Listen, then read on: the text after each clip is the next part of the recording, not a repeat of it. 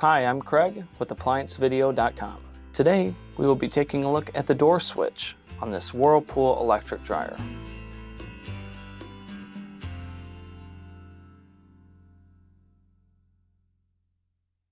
Stop. Before beginning any repair, always be sure to disconnect the power to the appliance.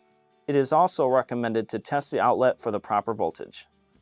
The main reasons why you would be replacing a door switch is if the unit will not start at all, or when you open the door, if the drum continues to rotate. Now, click on the link below to view this repair video. ApplianceVideo.com guides you step by step, giving you the confidence to avoid recalls and callbacks, also saving time on repairs.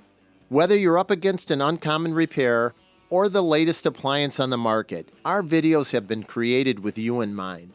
Our growing library of videos have been produced using our factory-certified technicians who have extensive infield experience over the past 30 years. ApplianceVideo.com provides high-quality repair videos that anyone can follow, regardless of their skill level. We are here to help. Click on the link below to view this repair video and let us help you do it right the first time.